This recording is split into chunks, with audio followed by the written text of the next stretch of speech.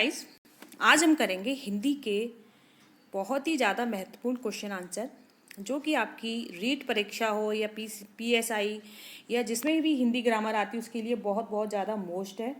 और आज से रोज़ाना 20 क्वेश्चन की सीरीज़ मैं अपने इस चैनल पर डालूंगी, तो प्लीज़ आप उसे करिए और देखिए कि आपकी ग्रामर कैसी है।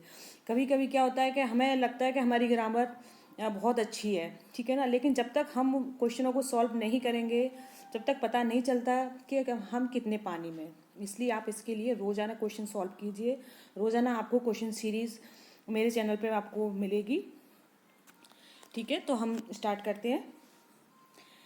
ता वर्ग का उच्चारण स्थान है मूर्धा, दंत, ओष्ठ या कंठ। तो देखिए ता वर्ग का उच्चारण कौन सा है।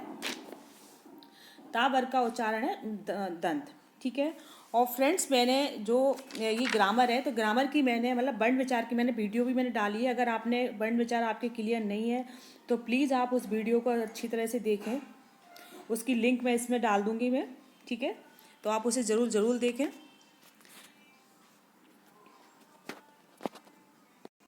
देखिए फ्रेंड्स, दंत वर्ग है उसमें क्या क्या आता है। पूरा ता वर्ग आता है उसमें। ता वर्ग के अंतर्गत ता, था, दा, धा, ना और अंतस्थ व्यंजन में जैसे हमने या, रा, लावा होते हैं तो इसमें क्या होता है ता वर्ग प्लस ला और प्लस सा, ठीक है। ये अपना किस में आता है, ये दंत वर्ग में आता है। तो इसे आप अच्छी तरह से याद रखना। अगर आपने वीडियो नहीं देखी तो प्लीज़ आप ज़रूर देखें उसे। चलो नेक्स्ट क्वेश्चन देखते हैं। पा वर्ग का उच्चारण स्थान है। पा वर्ग का उच्चारण स्थान कौन सा है। दंत है, कंठ है, ओष्ठ है या मूर्धा है। तो देखिए पा वर्ग आता है ओष्ठ वर्ग में, ठीक है। ओष्ठ वर्ग में क्या आता है आपका पा वर्ग आता है। उसमें पा वर्ग के अंतर्गत होते हैं पा, फा, बा बकरी, भा भालू और माँ मछली, ठीक है। पा, फा, वा, भा, मा। साथ में उसमें होते हैं स्वर में उ, ठीक है। तो इसमें क्या होते हैं पा वर्ग प्लस उ। ये अपने किस में होते हैं ओष्ठ वर्ग में। नेक्स्ट क्वेश्चन देखते हैं। चा वर्ग का उच्चारण स्थान है।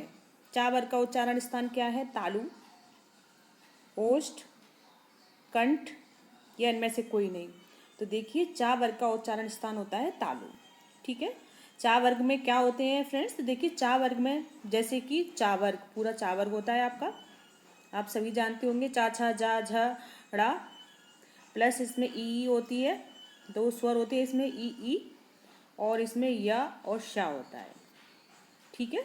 चा वर्ग प्लस ई और या और शा, यस, ठीक है। ऐसे आप याद कर लेना। चा वर्ग ई यस किस में होते हैं अपने चा वर्ग में होते हैं। वर्णों के समूह को क्या कहते हैं। समूह शब्द, संयुक्त शब्द, वर्णमाला या इनमें से कोई नहीं। तो देखिए वर्णों के समूह को क्या कहेंगे, वर्णमाला कहेंगे, ठीक है। और जैसे आप सभी जानते होंगे कि हिंदी की वर्णमाला 3 भागों में विभाजित होती है। कौन कौन से। पहले होते हैं स्वर, दूसरे होते हैं व्यंजन और तीसरे होते हैं अयोग्य ध्वनियाँ, ठीक है। कितने भागों में विभाजित होती है, 3। क्यों कभी कभी सीधा क्वेश्चन ये आ जाता है कि हिंदी वर्णमाला कितने भागों में विभाजित होती है। तो कितने में होती है 3 भागों में, ठीक है। स्वर, व्यंजन और अयोग्य ध्वनियाँ।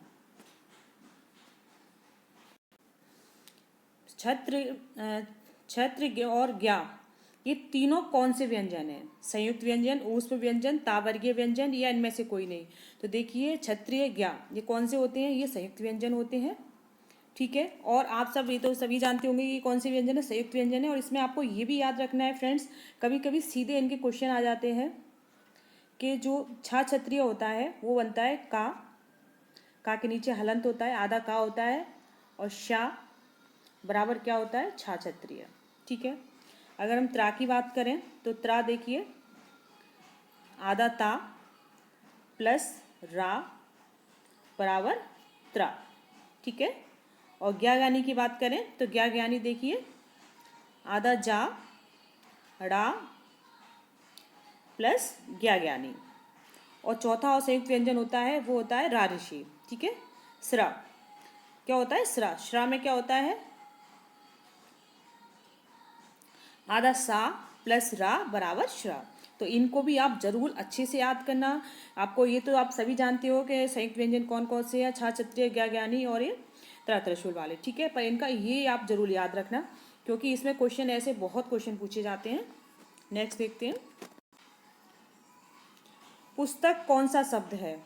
तद्भव, तत्सम, देशज, विदेशज।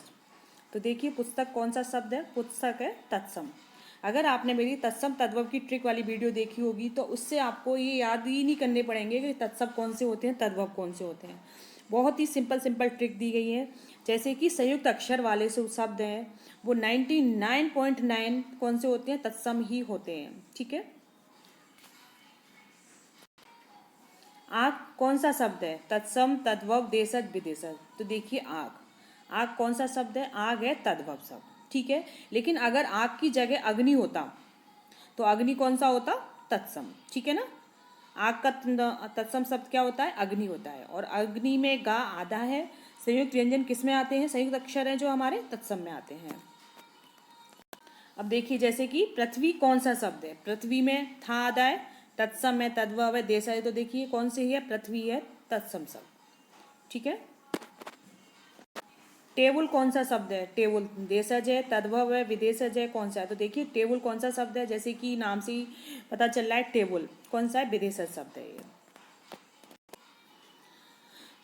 नाक कौन सा शब्द है? योगिक, रूढ़, योग रूढ़ या कौन सा शब्द है? तो देखिए नाक, नाक कौन सा शब्द है? रूढ़ शब्द है। फूल कौन सा शब्द है? समूहवाचक, जातिवाचक, व्यक्तिवाचक या भाववाचक। तो देखिए फूल, इसमें किसी भी फूल का नाम नहीं दिया है कि गुलाब है, चंपा है, चमेली है, गेंदा है, कोई नाम नहीं दिया है। इसमें उसकी एक जाति दी है, ठीक है। और जाति किस में आती है? हमारे जातिवाचक में। तो इसका आंसर क्या हुआ? जातिवाचक संज्ञा। ईमानदारी कौन सी संज्ञा है? व्यक्तिवाचक, भाववाचक, समूहवाचक या इनमें से कोई नहीं। तो देखिए ईमानदारी, ईमानदारी कोई जाति नहीं है, किसी का नाम नहीं है। ईमानदारी क्या है? भाव होता है। ईमानदारी है, वीरता है, ये सब क्या है? भाव है। तो कौन सी संज्ञा होगी? ये भाववाचक। लंबोदर कौन सा शब्द है? रूढ़, योग रूढ़, यौगिक, योग रूढ़ या सभी। तो देखिए लंबोदर, लंबोदर कौन सा है? योग रूढ़। हमारे जो बहुप्रिय जो उदाहरण है, बहुप्रिय के जो एग्जाम्पल हैं वो किस में आ जाते हैं? हमारे योग रूढ़ में आ जाते हैं, ठीक है। और जिसका कोई सार्थक अर्थ भी होना चाहिए, जैसे कि लंबा है जिसका उदर, किसके लिए आया है जी? गणेश जी के लिए। सोना कौन सी संज्ञा है? सोना में कौन सी संज्ञा है? भाववाचक, समूहवाचक, द्रव्यवाचक, इनमें से कोई नहीं। तो देखिए सोना, भाववाचक में क्या होता है? भाव का बोध होता है, ठीक है। समूह में, समूहवाचक में समूह का बोध होता है, जैसे कि भीड़ है, सेना है, ठीक है ना। और द्रव्य, और जितने भी हमारे लिक्विड पदार्थ हैं, जितने भी हमारे मेटल पदार्थ हैं, और ये सब किस में आते हैं? हमारे द्रव्यवाचक में आते हैं। तो इसका आंसर क्या होगा? द्रव्यवाचक। मैं कौन सा पुरुष है? मैं में कौन सा पुरुष है? उत्तम, मध्यम या अन्य पुरुष। तो देखिए जैसे कि सर्वनाम की आपने मेरी वीडियो देखी होगी, सर्वनाम 6 प्रकार के होते हैं। कितने भेद होते हैं फ्रेंड्स? ये चीज़ इजी मतलब बहुत ही कॉमन होती है कि हाँ संज्ञा कितने प्रकार की है, सर्वनाम कितने प्रकार के हैं, ठीक है ना। और कारक के भेद कितने हैं, लेकिन इन सब की डिजिट आपको अच्छी तरह से याद होनी चाहिए। कभी बहुत ही सिंपल सा ओनली डिजिट को लेके ही क्वेश्चन आ जाता है और कभी कभी बच्चे उसमें भी कन्फ्यूज हो जाते हैं। तो आप याद रखना, जैसे कि सर्वनाम के भेद कितनी है? 6। और जो पुरुषवाचक सर्वनाम है इसमें उसकी बात करी गई है, क्योंकि पुरुषवाचक सर्वनाम 3 प्रकार के होते हैं। कौन कौन से? उत्तम पुरुष, दूसरा है मध्यम पुरुष और तीसरा है अन्य पुरुष। तो आप इसे याद रखना, जो उत्तम पुरुष है वो कर्ता के लिए आता है, मध्यम पुरुष श्रोता के लिए आता है और अन्य पुरुष अन्य के लिए आता है। तो उत्तम पुरुष में कर्ता के लिए क्या होगा? मैं, हम, आप, ठीक है जी। किस में आ गया हमारा? मैं, मैंने, मुझको, ठीक है। या मैं, मैंने, मैं, हम, मैंने, ये सारे जो शब्द है जो हम अपने लिए प्रयोग करते हैं, जो बोलने वाला है वो किस में आ गया? उत्तम पुरुष में। सुनने वाला तू, तुम, कौन से में चला गया? ये मध्यम पुरुष में। बाकी यह, वह, ये किस में आ गए हमारे? ये आ गए अन्य अन्य पुरुष में, ठीक है। तो मैं किसके लिए आ रहा है? कर्ता के लिए आ रहा है। तो ये कौन सा हो गया हमारा? उत्तम पुरुष। आप कौन सा सर्वनाम है? निश्चयवाचक, अनिश्चयवाचक, निजवाचक, इनमें से कोई नहीं। देखिए सबसे पहले तो यह है कि अगर आपको कोई भी आंसर आपको याद नहीं है, आपको समझ में नहीं आ रहा है, तो आप देखिए, तो निश्चयवाचक में तो क्या होता है, कोई मतलब चीज़ होती है जिसकी मतलब निश्चित होती है, ठीक है, जैसे कि 1 किलो 2 किलो या कोई संख्या है, ठीक है। अनिश्चयवाचक में कुछ, सब कुछ में अनिश्चयवाचक होता है।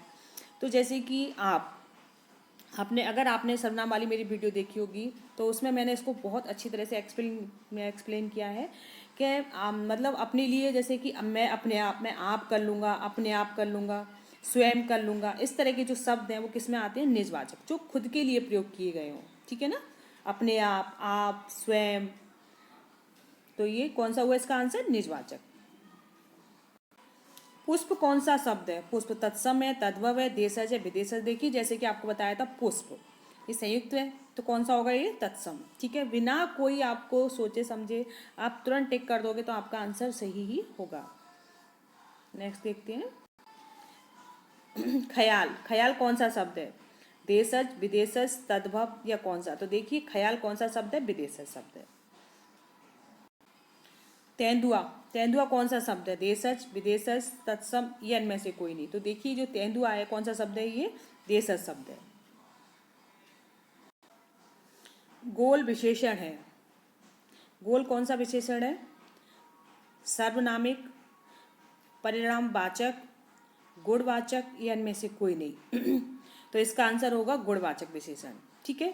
गुणवाचक में क्या है, विशेषता बताई जाती है, चाहे वो आकार की हो, लंबाई हो, चौड़ाई हो, ठीक है ना, जो विशेषता वो किसमें, या उसकी क्वालिटी है, ईमानदार है, ईमानदार, काला, गोरा, जितने भी गुण होते हैं वो किसमें आते हैं, हमारे गुणवाचक विशेषण में। तो फ्रेंड्स, अगर आपको ये वीडियो पसंद आई हो तो आप प्लीज़ कमेंट करके बताना, और चैनल को लाइक ज़रूर करना, सब्सक्राइब नहीं किया हो तो सब्सक्राइब करना मत भूलना। और अब आपके लिए रोज़ाना 20 क्वेश्चन की क्वेश्चन सीरीज़ मैं आपके सामने लेके आऊँगी, तो प्लीज़ आप उसे देखें और अपनी तैयारी खुद वो करें कि हम कौन से लेवल पे हैं, और अपनी तैयारी और अच्छे से अच्छी करने की कोशिश करें। Thank you.